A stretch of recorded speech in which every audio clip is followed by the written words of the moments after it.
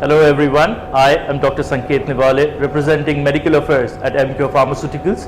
We are here at the CSI 2022 at Chennai Trade Center, and with me I have Dr. M. Srinivas Rao sir, who is an HOD Interventional Cardiologist at Apollo Hospital, Hyderabad. Sir has delivered a talk on the Fantastic Four in heart failure management.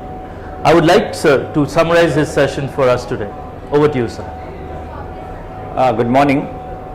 We know the heart failure is going to be a big problem in India. We have increasing prevalence in India and also increasing mortality of heart failure in India. As we know, compared to our neighboring countries, China, for that matter, Middle Eastern countries or South Africa, so-called middle income group and poor countries, mortality with heart failure is very high in India. It is not surprising to know that there is 50% mortality in 5 years with heart failure patients. So here we need to actually address this issue in India, which is going to be a major problem. How best we can, number one, prevent heart failure, and having suffered a heart failure in a patient, how best to treat it with the newer drugs which are available. We have fortunately good drugs currently available which have really decreased both mortality and morbidity in heart failure.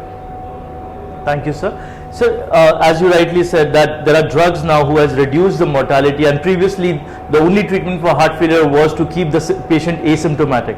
So now understanding that there are drugs which can cause remodeling or reverse remodeling that we call it.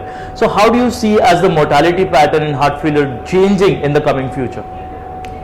Now with the advent of the drugs like beta blockers, melanocortin receptor blockers, and we got the ACE inhibitors, ARBs, and recently even ARNI which has come, and also SGLT inhibitors.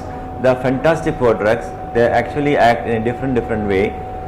They target different pathways which become active in heart failure patients. So we are targeting four different pathways. So when you employ these four different kind of drugs in heart failure patients, the mortality comes down drastically. Originally we had ACE inhibitors. We have shown a 15 to 16% decrease in the heart failure patients with the mortality. So also ARBs in those patients who did not tolerate ACE inhibitors, they also shown, especially valsartan and candesartan, which have shown a decrease in mortality and which are non-inferior to ACE inhibitors in terms of reduction in the mortality with heart failure. Apart from that, we also know the beta blockers have played a very major role in decreasing the mortality, almost like 35% decrease in the mortality. Then we came with drugs like those drugs which actually target aldosterone, the aldosterone antagonists. These are spironolactone, eplerenone group of drugs which also decrease mortality by about 30 to 35% in their studies. Now, in spite fact that these three drugs were employed, still there are unmet need in decreasing the heart failure mortality and morbidity. So we have recently introduction of ARNI molecule, which has, in comparison to ACE inhibitors, decreased the mortality or an above ACE inhibitor by 20%. So this shows that we achieved another milestone of decreasing the mortality with the background therapy of beta blockers, melanocortin receptor blockers, and when you compare it with ACE inhibitor, we achieved a better reduction in the mortality and morbidity. So this then when you have these four drugs, namely the melanocortin receptor blockers, beta blockers, and ARNI, plus the recently introduced molecule like SGL inhibitors, they have shown a further reduction in the mortality. When you give these three earlier drugs like ACE inhibitors, ARB, ARNI, melanocortin receptor blockers and beta blockers, or above with this background therapy, if you introduce SGL inhibitors, then we have further reduction in the mortality.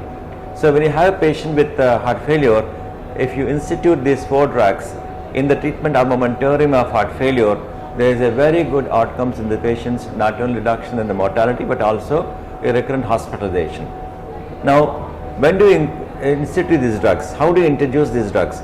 It is now said, it is agreed by consensus that these drugs must be administered and given simultaneously in a patient who is admitted with heart failure. The sooner they introduce these four drugs, better will be outcome. So normally we advise that these drugs must be given to the patients before discharge or soon after discharge within a span of 7 to 10 days post discharge, and that's very important. The sooner we introduce these drugs, the lesser will be the mortality and morbidity.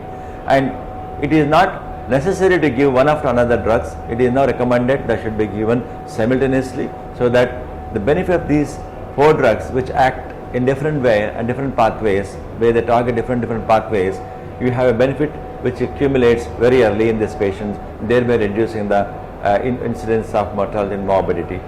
As you know, when you want to go stepwise, it takes usually several months to actually achieve introduction of these 4 drugs. Such kind of delay is likely to cause more problem in patients with heart failure.